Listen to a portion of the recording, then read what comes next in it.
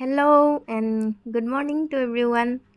And আজি আমি খুব আৰ্লি মৰ্ণিং উঠিছোঁ কাৰণ আজি হৈছে মোৰ ভণ্টিৰ আশীৰ্বাদ নহয় ভণ্টিৰ যিজন হ'বলগীয়া হাজবেণ্ড তাৰ আশীৰ্বাদ। চ' আমি আৰ্লি মৰ্ণিং উঠি গৈছোঁ আজি কাৰণ ঘৰৰ পৰা প্ৰায় 3.5 ঘণ্টামান লাগিব ডিব্ৰুগড় পাবলৈ। ডিব্ৰুগড়ত মৰাণত দৰাজনৰ ঘৰ আৰু আমি তাত গৈ আশীৰ্বাদ কৰিম। আৰু আমাৰ ভিনদেউ ৰাতিপুৱা আহি গৈছে কাৰণ আমি ভাবিছিলোঁ যে আমাৰ নিজৰ পুখুৰীত যিহেতু ইমান ডাঙৰ মাছ আছে, আমি নিজৰ পুখুৰীৰ মাছ এটাই লৈ যাম বুলি। ভিনদেউ আহি গৈছে ৰাতিপুৱাই আৰু এইফালে চাব কি ধৰণে কিমানখিনি মাছ উঠিছে। মই ভাবিছোঁ যে শচীনৰ হয়তো লাকটো বহুত ভাল, সেইকাৰণে সেইদিনা প্ৰথমবাৰ জাল পেলাওঁতে ইমানখিনি মাছ উঠিছে। চ' তাৰ পৰা যিটো ডাঙৰ আছিলে আমি সেইধৰণে এটা মাছ ল'লোঁ। তাৰ পৰা মই মাছটো দাঙি ৰাখিব পৰা নাছিলোঁ, ইমান ডাঙৰ আছিলে। এক হাতে নোৱাৰিছোঁ, 2 হাতে হ'লে পাৰিলোঁ হয় চাগে, কিন্তু মোৰ হাতত মোবাইল আছিলে, এটা হাতে যিহেতু মই ভিডিঅ' কৰি আছিলোঁ আৰু এটা হাতে মাছটো দাঙিবলৈ চেষ্টা কৰিছিলোঁ। মাছটো বাৰে মোৰ হাতৰ পৰা পৰি গৈছে আৰু এই মাছটো ধৰাৰ পাছত মই এইটো ধুনীয়াকৈ পেক কৰিলোঁ আৰু গোটেইখিনি যিখিনি বস্তু আমি কালি ৰাতিয়ে পেক কৰি ৰাখিছিলোঁ, গোটেই ৰাতি নহয়, যিমানখিনি টাইম, বহুতখিনি টাইম লাগিছে এই গোটেইখিনি পেক কৰিবলৈ। অকল মাছটো বাকী আছিলে পেক কৰিবৰ। ৰাতিপুৱা মাছটো ধৰাৰ পাছত মই এইটো পেক কৰিছোঁ ধুনীয়াকৈ। আৰু এয়া চাওক, গোটেইখিনি বস্তু পেক হৈ গৈছিলে আৰু এই ধৰণে আমি 2খন গাড়ী লৈ গৈছিলোঁ তালৈকে। 2খন গাড়ীত এই ধৰণে বস্তুখিনি ভৰাই লৈছিলোঁ। আৰু এতিয়া আমাৰ যিকেইজন যাবলগীয়া মানুহ আছিলে গোটেইকেইজন ৰেডি হৈ ওলাই আহিলে আৰু আমিও দেৰি নকৰি ঘৰৰ পৰা ওলাই আহিলোঁ। আৰু এতিয়া আমি পাইছোঁহি কোলাজান। ইয়াতে আমি অকণমান চাহ পানী খাই লৈছোঁ। এয়া গোটেইকেইজন মানুহ মই একেলগত দেখুৱাই দিলোঁ। আৰু এয়া মই আৰু মোৰ বা। চ' ইয়াৰ পৰা প্ৰায় 1.5 ঘণ্টামান সময় লাগিলে গৈ পিনে আমি শচীনহঁতৰ ঘৰ পালোঁগৈ। আৰু তাহাঁতসকলে আমাক খুব ধুনীয়াকৈ ৱেলকাম কৰিছে। এয়া গোটেইখিনি দেখুৱাই আছোঁ।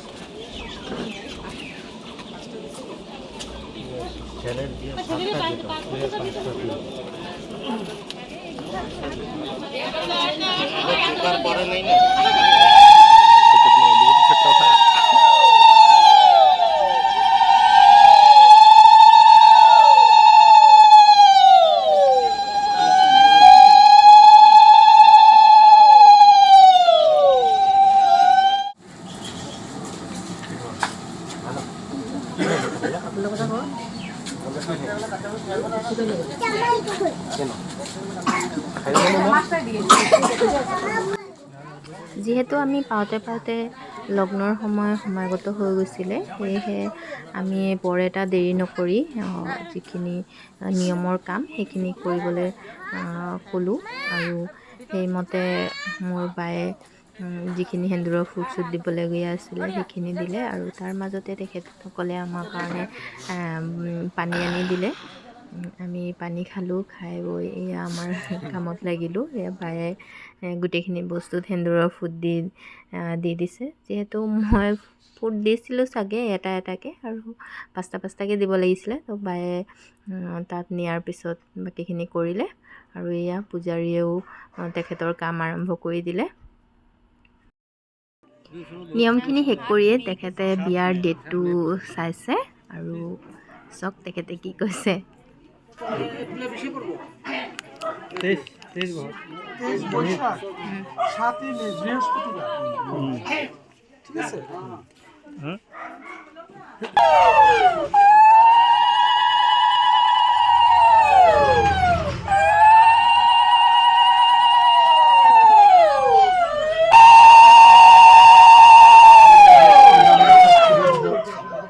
মাসে শুক্লপক্ষে তৃতীয়ায়াম কাশ্যপপুত্র সতী দাস দেবদাস শুভ বিবাহ ব্রাহ্মী বিবাহে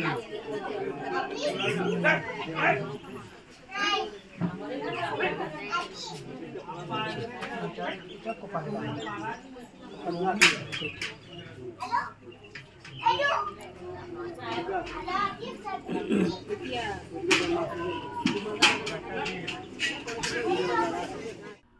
আৰু তাৰ পাছতে আছিলে মানে ছোৱালীৰ ঘৰৰ যিকেইজন মানুহ আহিছে তেখেতে আশীৰ্বাদ কৰিব লাগে। চ' আমাৰ দেউতাই প্ৰথম আশীৰ্বাদ কৰিছে আৰু তাৰপিছত বাকীকেইজনে এজন এজনকৈ।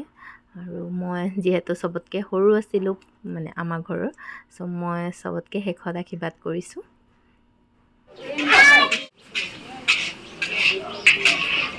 জলটা খাওয়াই দাও।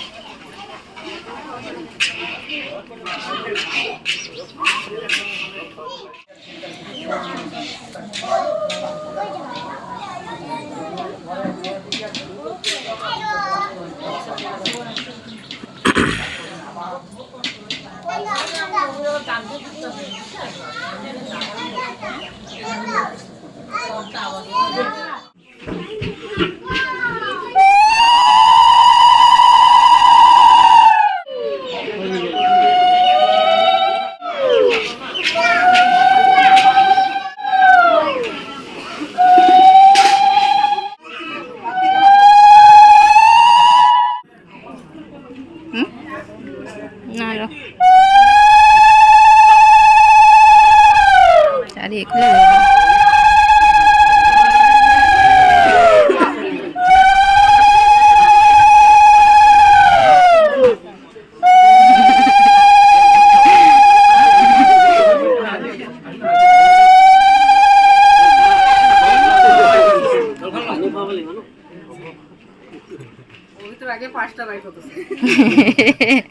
বউ টাকা লইছে দিব বুঝলা।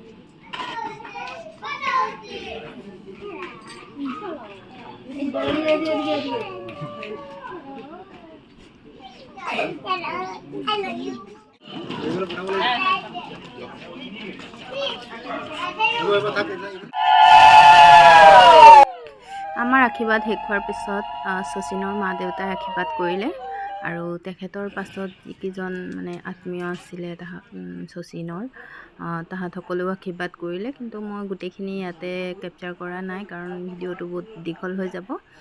আৰু সেইখিনি হোৱাৰ পাছত আমাৰ মেইন যিখিনি বিয়াৰ আলোচনা, দুই ঘৰে মিলি যিখিনি আলোচনা কৰিব লাগে সেইখিনিত আমি বহিছিলোঁ আৰু এই ধৰণে গোটেই আলোচনাখিনি কৰা হৈছিলে। গোটেইখিনি শেষ কৰাৰ পাছত আমি আহিলোঁ এতিয়া ভাত খাবৰ কাৰণে। আৰু ভাতত বহুত ধুনীয়া ধুনীয়া টেষ্টি আইটেম আছিলে, চ' তাৰো অলপমান ক্লিপছ লৈছিলোঁ। চ' আজিৰ ভিডিঅ' ইমানতে শেষ কৰিছোঁ। আপোনালোকৰ কেনেকুৱা লাগিলে কমেণ্ট কৰি জনাব। Thank U.